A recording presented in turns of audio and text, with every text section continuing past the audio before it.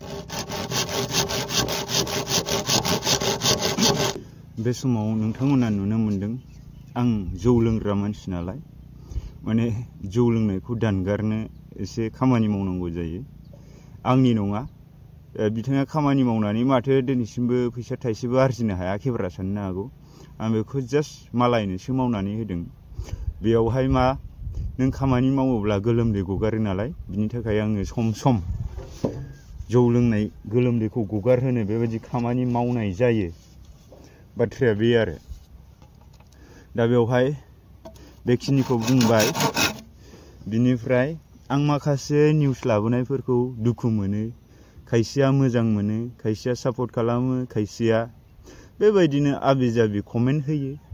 होग्राया होथों मोजां होनग्राखौबो नांगौ गाज्रि होनग्राखौबो नांगौ नङा होमबा संसाराव जोंनो बयखौबो नांगौ नाथाय जोङो मा होनना बुंनो सानदों जों बिटिसि हिसाबै बिपिएफआनो बिटिसिखौ अनसायग्राखाय जों बिपिएफ दोलोखौ जोङो जेब्लासिम हाग्रामा महिलारि बिथाङा बिपिएफखौ दैदेनबाय थागोन जेब्लासिम हाग्रामा बायदि मोजां लिडारफोरा बिपिएफखौ दैदेनबाय थागोन अब्ला समसिम जों बिपिएफखौ मरेलि सापर्ट खालामगोन मानोना बिपिएफनि माखासे दैदेनगिरिफोरा जाय दिनैसिमबो स्टेबल बिपिएफआवनो दं बै बिथांमोना सासे बर' हारिजों लोगोसे बिटिसिनि थागिबि साफ्रोमबो सुबुंखौ अनसायग्रा मोनफ्रोमबो जनगोष्ठी मोनफ्रोमबो गुबुन गुबुन धोरोमारि सिबियारि सुबुंफोरखौ अनसायग्रा बेखायनो जों बिथांमोनखौ अराय सम मरेलि सापर्ट होलांगोन दा बाथ्राया बे दा मैया खाम्फाखौ लानानै बा सोरबा फेरेंगाखौ लानानै माखासे आङो एनालाइज खालामनायजों आं बुंथिनायखौ खायसेया दुखु मोनदों खायसेया गाज्रि मोनदों खायसेया आंनि लोंनानै माखासे भिडिअ लाबोनायफोरखौ खायसेया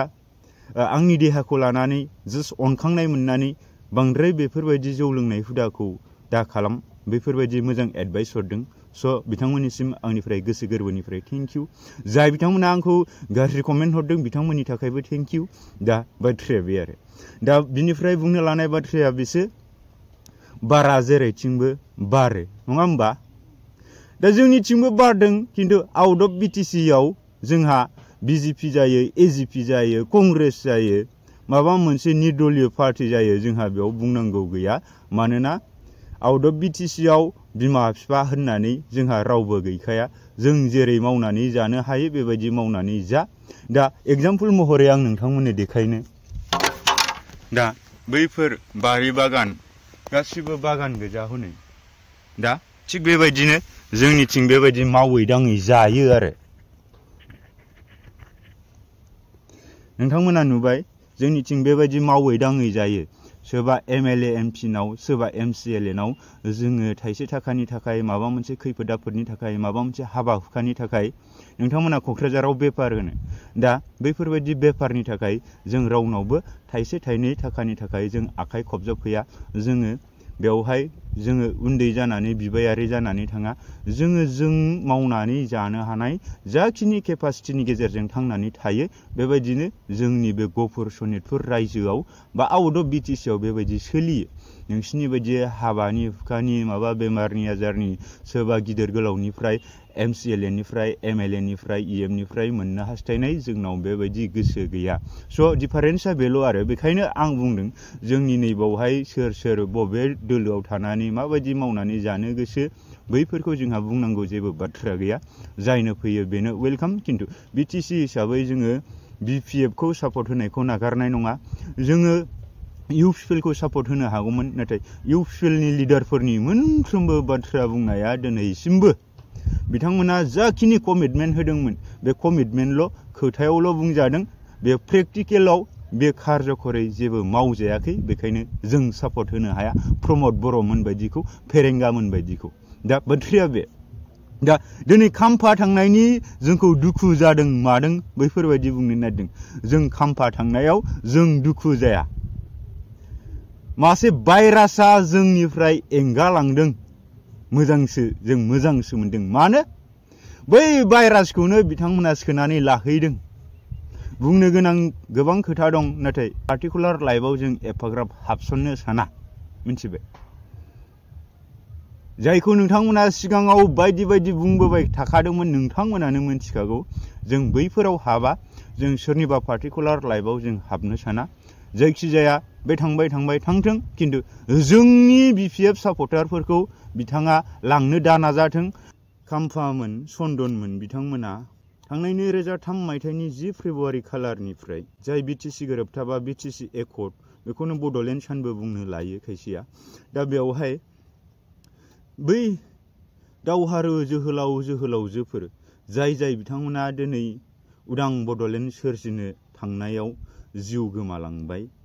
दिनै बैनि गेजेरजोंब्लाबो दिनै बिटिसि गोजोन गोरोबथाया जाफैबाय बै 2003 मायथाइनि 10 फेब्रुवारि खालारनिफ्राय खाम्फा चन्दनमोनहा जाय गेदेमा बिर जोहोलावजो बिथांमोननि रुंसारि मुंख्लं खाम्फायाव बिबार बारसेजोंब्लाबो गावनि गोसो गोरबोजोंब्लाबो फैनानै मान बावफैयोमोन दिनै इउपिपिएल दिल्लीयाव थांनाय लोगो लोगो गोलाव सम दिनै 23rd बड'लेण्ड एकर्ड डे बा बिटिसि एकर्ड डे सान फालिलांबाय थांनाय 10 फेब्रुवारि खालार खालि अब्ला बिथांमोना गोलाव बोसोर 2003 मायथाइनिफ्रायनो नैबे 2024 मायथाइसिम 22 बोसोर बा 22 खेब बिटिसि एकर्ड डे बिटिसि गोजोन गोरोबथानि मुङाव बा बिटिसि गोजोन गोरोबथाखौ लोब्बा लाखिनानै गेदेमा जोहोलावजो जाय रुंसारिफोरा उदां बड'लेण्ड नागिरनानै बा बर' हारिनि मोनफ्रोमबो सोमावसारनायाव बारसोमबोनानै गावनि बेसेन गोसा सम आरो जिउखौ बावसोमलांबाय बिथांमोनखौ 22 खेब बिबारजों 10 फेब्रुवारि खालार खालि मान बावोमोन मैया दाख्लै इउपिपिएलआव थांबाय बै बिथां गेदेमा रुंसारि बिर जोहोलावजो बिथांमोनखौबो मान बावनो बावबाय अब्ला आङो गादिनि थाखाय थाङाखै आङो माखासे पावारनि थाखाय थाङाखै आं फैसानि थाखाय थाङाखै होननाय मिनिङा बहा थांखो नोंथांमोनाथ' देग नुबाय चिरां दुवारनि बे इउथनि बिपिएफ अफिसखौ गाव हगारनायनो हाया बेखौ सेनानै लाफिनबाय थाखा फैसानि थाखाय थाङाखैमोनब्लाथ' नोंथ' 17 बोसोर बिपिएफनि गेजेरजों खाम्फा बरगयारि मुंखौथ' सिनायथि होनो हादोंना नोंथ' न' बां लुनो हादोंना नोंथ' गथ' गथाय फोरोंनो हादोंना नोंथ' बिटिसिजों लोगोसे आसामनि बर' रायजो राजाफोरजों लोगोसे आसामनि सिङावनो सिनायथि जादोंना अब्ला नोङो बिपिएफखौ सापर्टार महरै लाबोफानानै बिपिएफनि वार्कार्सफोरनि थाखाय नोङो दिनै खाम्फा बरगयारि होननानै सिनायथि जाबायब्ला दिनै नों इउपिपिएलआव थांनाय लोगो लोगो दरलासे हाखौ मानो हगारना होनो हायासै नोंलाय हे फैसानि थाखाय थाङाखैब्ला बाथ्राया बे आरो बुंनो गोनांथ' गोबां खोथा दं जोबानो बिनि थाखाय जों बुंनोब्ला खिन्थु बे थांनायाव जों मोजांसो मोनो मोजांसो जादों नोंथांमोनानो बुंखायो नामा मा जाग्रा होननानै नोंथांमोनानो बिजिरनानै लादो आरो जोंनि मानसिखौथ' बिपिएफ सापर्टारफोरखौ लांनो दा नाजा थानो हो बिपिएफआवनो जोंहा बिपिएफखौ लानानै बिटिसिखौ बासायनांगौनि खामानि मावनांगौ दङ सोरबा नेरसोन बर'खौ सोरबा आगुनि बिटिसिनि बुंथिगिरिखौ थांगोन मागोन होनना बिदि प्रचार खालामनाङा नोंथांमोनाथ' देग नुफिनबायना जोंहा नेरसोन बर'आ प्रेस मिटनि गेजेरजोंनो बुंफिनबाय काउन्टार होबाय स' बेबायदि जोंनि बिपिएफ सापर्टारफोरनि गेजेराव बेले बेजे साननायखौ दा सोमजिहो डाउटफोरखौ दा लाबोहो मिथिबाय 15 নহলে 16 তারিখত ওদালগুৰিত আমাৰ অন্যতম এজন নেতা প্ৰাক্তন এমচিএলএ মনামলাই নেৰসন বসুমতাৰী তেখেতেও 15 নহলে 16 তাৰিখত বিপিএফ দল ত্যাগ কৰি পেলাই ইউপিপিএল দলত যোগদান কৰিব गिबियावनो बड'लेण्ड बुब्लिनिसिम आंनि गोसो गोरबोनिफ्राय हामलायनाय बावहरग्रोनाय जाबाय जे बे बिजोंनि गेजेरजों आं बेखौनो क्लियारिफिकेसन होनो नागिरदों मैया अबे मिटिङाव माब्रै बबेनिफ्राय मा मेसेज मोननानै आंनि थाखाय मोनसे मेसेज होदों जे आङो 15-16 नैबे फेब्रुवारि दानाव इउपिपिएल दिल्लीआव जइन जागोन होननानै बुंदों जोंनि मानगोनां बारग' डेपुटि चिफ खाम्फा बरगयारि बिथांजोंथ' आं बे बेलायावहाय जेबो डिटेल्स आं जेबो रायज्लायनाय जायाखै बिथाङा आंनाव मोनसे समावहाय फन हरदोंमोन आरो सोंदोंमोन नोंनिफ्राय मा बे खोथाखौ बिथाङा बुंदोंमोन आं दासिमबो क्लियार जायाखै बे खोथाखौ बिनि सिगाङावहाय आं बुंनायमोन बेबादि बुंहरसेयावबो बिथाङा मैया जे मा खोथा लानानै बिथाङा आंनि सोमोन्दै बिथाङा UPPL दोलावहाय जइन जागोन होननानै बुंदों बेखौ आं माने क्लियारफिकेसन आंनिफ्राय होनो सानदों जे बेवहाय जेबो भित्ति गैया जुदि आं बबेबा मोनसे दोलोआवहाय थांनो नागिरदोंमोन थांनो नागिरोब्ला आं मोनसे दोलोखौ आं लिड खालामबाय थानाय मानसि दिनै आं 17 बोसोर BPF दोलोआव जुरिजेननायनिफ्राय दिनैसिम दङ गेजेरावहाय BPF दोलोनि अननायाव जोंनि BPF दोलोनि आफादगिरि तथा आगुनि BTC चिफ मानगोनां हाग्रामा महिलारिनि बिथांनि अननायावनो आं MCLA जाखांबाय 5 बोसोर सासे MCLA जानाय सासे BPF दोलोखौ दैदेनगिरि सासेया बबेबा दोलोआव थांनो नांगौ जायोब्ला निश्चय बे दोलोनिफ्राय बेयो रेजिगनेसन लेटार गथायग्रोनांगोन बेनि उनावहायसो सिद्धान्त जागोन बे सिद्धान्त जाखांनायनि उनावहायसो बबेबा दोलोआवहाय थांनो हागोन दा मैयानि जिथु जाथाय आं बेखौ गुरैहै खावलायगोन आं सोरखौबा समालोचना खालामनो थाखाय आं लुबैयाखै जे जायफ्रा बुंदों आंखौ UPPL दोलोआवहाय जगदान खालामगोन जायानो बुंदों बिथाङानो क्लियारफिकेसन होदों बबेनिफ्राय मा मोननानै बिथाङा माने बे UPPL दोलोआव हाबगोन होननानै बुंदों आं नेरसोन बर' हिसाबै आंबो सासे कर्मीसो सासे दोलोखौ नायग्रा बा दोलोखौ माने लिड खालामग्रा सासे माने कर्मी बे दोलोआव आं मा नुदों नुवाखै दिनै जुदि जेबो नुवाखैमोनबा 17 बोसोर आं माने बे दोलोआवनो थानानै दोलो खालामगासिनो दङ दायो आथिखालाव जोंनि राजखान्थिनि थासारिया जि अबस्था जानानै दङ बे नोजोरखौ नायोब्ला बे बिथिंखौ नायोब्ला जों नुयो BPF दोलोआनो बयनिख्रुइबो साबसिन हामसिन बे जोंनि नैबे BTC ओनसोलाव आनसलिक दोलो हिसाबै दोलो जानानै दङ दा बेखायनो आं गुबुन दोलोआव थांनांगौनि जेबो खोथायानो गैला आरो जुदि थांमारनायमोनब्ला आंनियावहाय माबा नङा माबा मोनसे इसारा नंगौमोन दिनै आङो आंनि कर्मी आंनि नेता आंनि दैदेनगिरि आंनि कलिग बिथांमोननो आं रावनोबो बेबादि बाथ्रा बुंनाय जायाखै खिन्थु फंसे बाथ्राखौ आं बुंदोंमोन आंनि दोलोनिनो दैदेनगिरि बिबानगिरि आंनि कार्यकर्ता बिथांमोननि सिगाङाव सम आं बुङो आंखौ अनेक दोलोआ कनभिन्स खालामो खिन्थु आं दिनैसिम जेबो कनभिन्स जायाखै जेबो माने खोथा आं होनाय जायाखैना बिथांमोनाथ' माखासे प्रलोभन होयो सोरबाया MLA बानायनो नागिरो सोरबाया MCLA बानायनो नागिरो सोरबाया माबा बानायनो नागिरो MCLA MLA आनो जे मोनसे दोलोनि उद्देश्य लक्ष्य बेथ' जेबो जानो हाया साफ्रोमबो मानसिया MCLA बो जानो हाया साफ्रोमबो मानसिया MLA बो जानो हाया दैदेनगिरिबो जानो हाया नाथाय दोलोखौ मोजां मोननानै दोलोआ जुदि सरकाराव फैयोब्ला मोनसे बेबस्था खालामनानै रायजो राजानि अभाब उद्रेकखौ पुरन खालामनांगौनि दायित्वआ दोलोनियाव थायो दा थांनाय गोलाव समावहाय BPF दोलो जानानै जेरैबायदि रायजोनि आकांक्षा समस्याफोरखौ समाधान खालामनाय जादोंमोन हानायखिनिखौ खालामदों आरो थाबावनाय माखासेखौबो आरोबाव समाधान खालामनो थाखाय दिनै BPF दोलोआ थांनानै दङ आं सानो BPF दोलोआव जेरैबायदि जायबायदि माने दैदेनगिरि बिबानगिरि आरो कार्यकर्ता जोंनि सोद्रोमाफोर बिबानगिरिफोर आरो जोंनि शुभाकांक्षी जेसेबांखिनि रायजो राजाफोर दङ बिथांमोना बेखौनो नेनानै दङ गोलाव समाव जेरैबायदि रायजो राजानो हेफाजाब होबाय नैबे 5 बोसोराव जि अबस्था जादों दायो BTCनि अबस्थाया बुंथावला बुङोब्ला मोननैबो दोलो बबेबा दोलोखौबो जों बुंनांगौ जायो दा जायखि जादोला जों सोरखौबा सोंखारनानै सोरखौबा बुंनानै जोंनि इमेजखौ जों मोजां खालामनो बेयाव जों गैया जोंनि आदर्श दंखायो BPFनि आदर्श दंखायो BPFआ मोनसे आदर्शनि गेजेरजों प्रिन्सिपल आइडियोलजिनि गेजेरजों दिनै रायजो राजाफोरखौ लानानै बिभिन्न जाथि जनगोष्ठीखौ लानानै बे नैबे BTC ओनसोलनि सारबांगिन जौगानाय हाबाफारिनि थाखाय बा जौगानाय खामानिनि थाखायनो दिनै BPF दोलो खालामनानै रायजो राजाफ्रा बेवहाय मुखुब जानानै दङ आं आसा फारिनाय थाबाय आंनि क्लियारिफिकेसनजों जाहाथे जोंनि दैदेनगिरि बिबानगिरि BPFनि बिथांमोननियावबो जाहाथे सन्देह थालाया मायबाफोर दंमारोमोन ना बेखायसो खोथा ओंखारदों ना दा खोथाया ओंखारखागोन दिनैनि थारिखआवहाय बयबो बिदिनो प्रलोभन होयै बायदिसिना खोथा बाथ्रा दिहुननानै सोरनिबा इमेजखौ गाज्रि खालामनो थाखाय बयबो राजनिति हानजायानो बेबादि पुलिसनि गेजेरजों खारनोबो हागौ नाथाय BPF दोलोआ दिनै स्ट्रिक्ट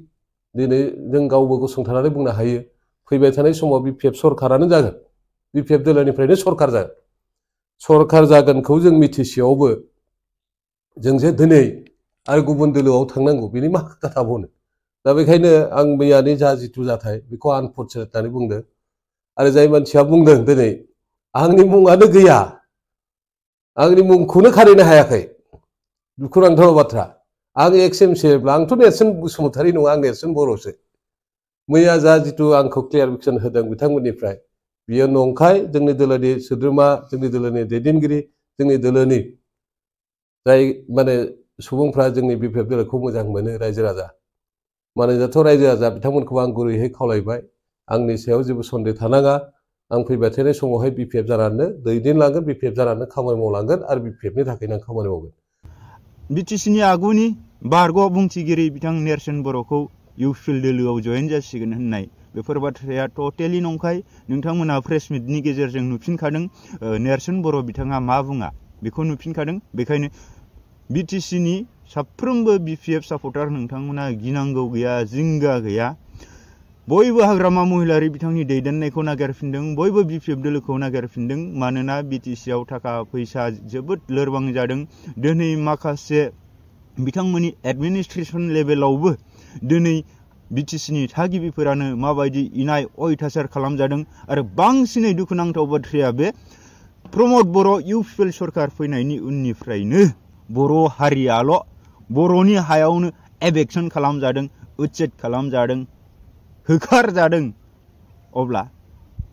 गुवाहाटीफोराव बायदियावबो जादों सिगांनि समाव हाग्रामा महिलारि थानाय समाव बिटिसिआवथ' जाखायाखै आउट अफ बिटिसिआव थानाय बर'फोरखौ सोरबा उच्चेद खालामनो नागिरब्लाबो हाग्रामा महिलारिया माब्लाबाबो बेबायदि एबेक्सन खालामहोआखै अब्ला नायदो नोंथांमोन जाय हानि थाखाय इन्दिबिया 34 बोसोर नांदोंमोन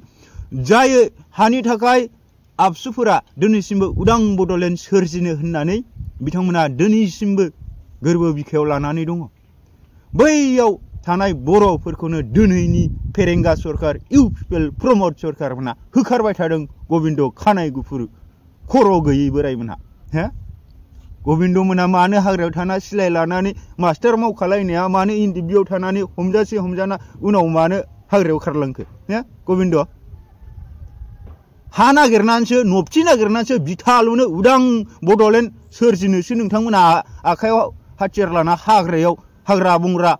नाहा मैहा हरला गुनला खोमसिनि गेजेरावब्लाबो खैफोद आफोदजों नोंथांमोना बेबायदि खैदां खैफोदखौ रुजुनबोनांदोंमोन दा बिटिआर गोजोन गोरोबथानि उनावनो नोंनो हाबो नांला नामा सोरबा नोंनि बिदा फंबाय बर' बिमा बिफाफोरा नोंसोरखौ गोदो हाग्रायाव थाबा दाउसा अमा फारौफोर बायदि होसो गावथार जागोनहाय आर्मि पुलिसफोरजों होननानै ख' दोनखुमाबायदोंमोन दाउ बिमा बायदि दा बिथांमोना नोंथांमोननि आंगो नंला नामा जाय हाग्रा खाथियाव थानाय बर' रायजो राजाफोर बै बिथांमोनाथ' इन्दिबिनि थाखाय बांसिन खस्थ' सैनांदोंमोन दा बिथांमोनखौ नोंथांमोना उच्चेद खालामदों बेसेबां लासिंसिं मा होदों नोंथो दिनै मा होखो बर' रायजो राजाफोरनो मा लाबोना होखो बाथ्राया बे आरोना बुंनांगौब्ला माथो खालामनो नोंथांमोनखौथ' जों देग नुखादोंना नोंथांमोननो कालेक्सन हरनाय मानाय जोंनिफ्राय लाङाखैबाबोथ' सोरनिफ्रायबा कालेक्सन खालामना लांदोंना दा बिदुमथि होनानैब्लाबो सोमावसारनायखौ लाखिनो बर' हारिखौ बुहुमावनो सिनायथि होनो उदां बड'लेण्डखौ गायसननो बिनि थाखायनोथ' बयबो बर' हारिनि साफ्रोमबो सुबुंफोरा सापर्ट होदोंना बाथ्राया बेसो दा नोंसोर बिटिआर मोनबाय गाजि मोनबाय बेजोंनो बर' हारिखौनो सिनाय लाबा